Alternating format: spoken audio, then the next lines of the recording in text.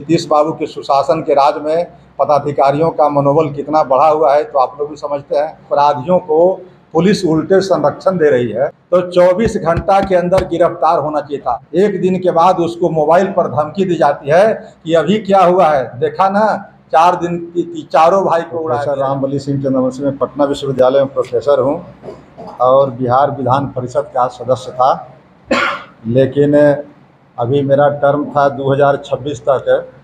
लेकिन आज की तारीख में पूर्व विधान पार्षद हूँ और अति पिछड़ा आरक्षण बचाओ संघर्ष मोर्चा का संयोजक हूँ बिहार का। उसी की लड़ाई में पिछले 2015 से लड़ रहा हूँ। हमारे बगल में बैठे हुए हैं डॉक्टर केपी सिंह जी, यहाँ के इमिनेंट डॉक्टर हैं, हड्डी के डॉक्टर, आप लोग सब जानते होंगे इनको। बगल में बैठे हुए हैं श्री राजेंद्र सिंह जी, यहाँ के भी प्रतिष्ठित वकील हैं, अधिवक्ता हैं। उनके बगल में बैठे हुए हैं निखिलेश चौहान जी और मिलन जी। इधर संगठन है, उसी के एक घटक है चंद्रवंशी समाज, उसका एक प्रमुख घटक। चंद्रवंशी समाज पर पिछले दिन आपने देखा होगा 17 अक्टूबर को एक बड़ा ही दर्दनाक हादसा हुआ। यह हादसा इतना दिल दहलाने वाला था कि शाम के वक्त में टोटो से जा रहे थे 2 आदमी। एक उनका आदमी ड्राइवर भी था जो टोटो चला रहा था और दूसरा अपने 24 साल के नौजवान रोशन जी बैठे हुए थे और उनको घींच करके और टोटो से निकाल करके और अपने गोली मारता है। 2 आदमी नकाबपोश भी उनके साथ था और उसके बाद वो जब तक मर नहीं जाते हैं तब तक गोलियों की बौछार करते रहा। उसके बाद समझ गया कि अब मर गए, छोड़ के चले गए। फिर बाद में पोस्टमार्टम होता है जो फॉर्मेलिटी होती है पुलिस का। अब इस हत्या का कारण क्या है, सबसे बड़ी बात वो है, उसमें जाना पड़ेगा। हत्या के कारण पिछले 9 मई से चली आ रही है विवाद क्या है। एक तरफ सरकार कहती है कि हम अंतरजातीय शादी विवाह को बढ़ावा देंगे, दहेज मुक्त विवाह को बढ़ावा देंगे।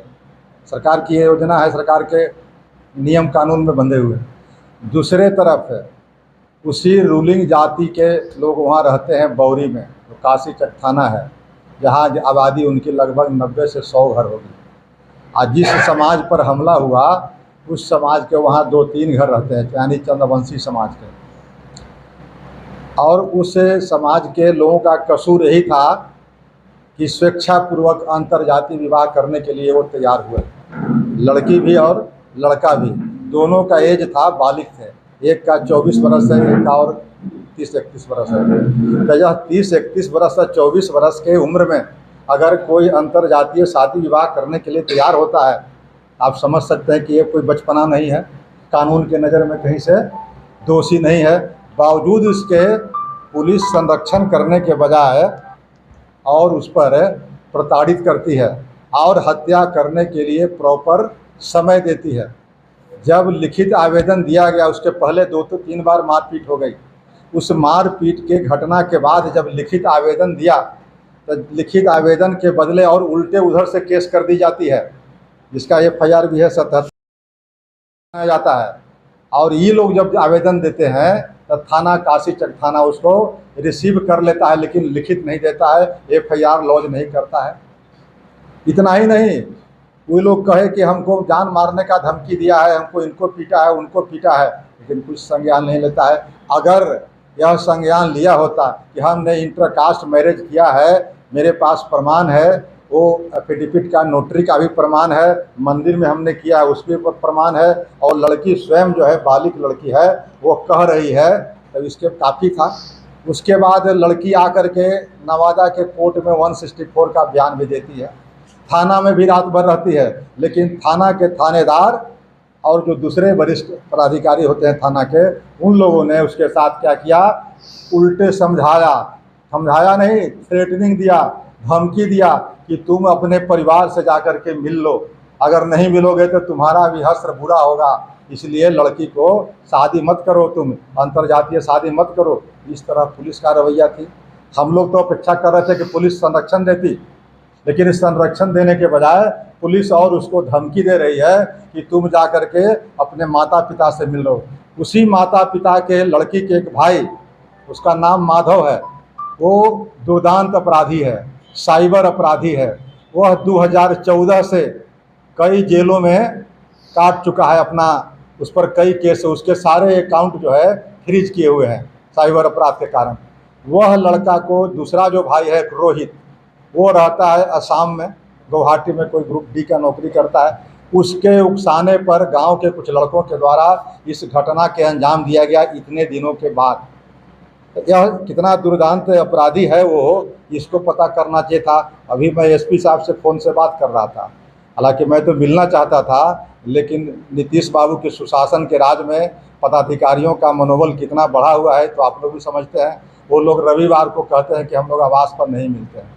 अब हम पहली बार हमको लगा कि जब हम लोग ऐसा व्यक्ति से भी रविवार को नहीं मिल सकते हैं, इतनी लोमहर्षक घटनाओं के बाद हम लोग वहाँ जा रहे हैं, आ रहे हैं, देख रहे हैं, तो वो नहीं मिल सकते हैं। फिर भी हमने फ़ोन से दूरभाष से 5-10 मिनट में उनकी बातों को अवगत करा दिया। तो आप, अब आपके माध्यम से मैं सुशासन बाबू से कहना चाहता हूँ कि इतनी बड़ी बड़ी घटनाएं घट रही है, आप सुशासन का ढोंग रचते हैं।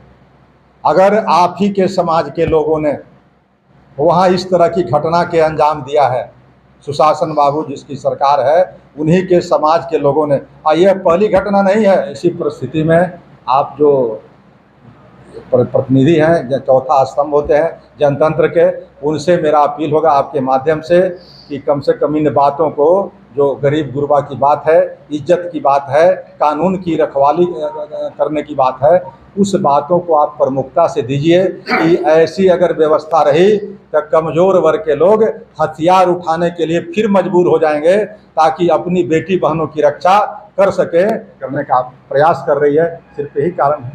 बौरी घटना में सर पुलिस का कहना है कि हमने अपर थानाध्यक्ष को निलंबित कर दिया।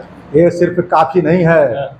अभी मैंने एसपी साहब से बात किया कि आपने उसको निलंबित किया है, लेकिन जिस समय वो लड़की उस थाना में थी तो थाना में बड़ा बाबू लेडी कांस्टेबल के मार्फत मोबाइल से जो धमकी दे रहे थे, इसकी आप जांच कराओ, उस बड़ा बाबू को मुअत्तल करो, उस बड़ा बाबू पर 302 का मुकदमा दर्ज करो। उस समय जो वहाँ का एसआई था, वो जो उसको धमका रहा था कि आप जाकर के परिवार से मिल जाओ, जाकर के अपने माँ से मिल लो, जाकर के अपने पिताजी से मिल लो, इसकी पुलिस की नहीं बनती है। जिस समय वो एप्लीकेशन दिया था कि आप इस पर दर्ज करो, हमको धमकी दे रहा है मारने का, हमको कहा है कि आपको उठा लेंगे, उस पर अगर संज्ञान लिया होता, निषेधात्मक कार्रवाई पुलिस की होती, बाउंड भरवा लिया होता, तो क्या इस तरह की जघन्य हत्या होती?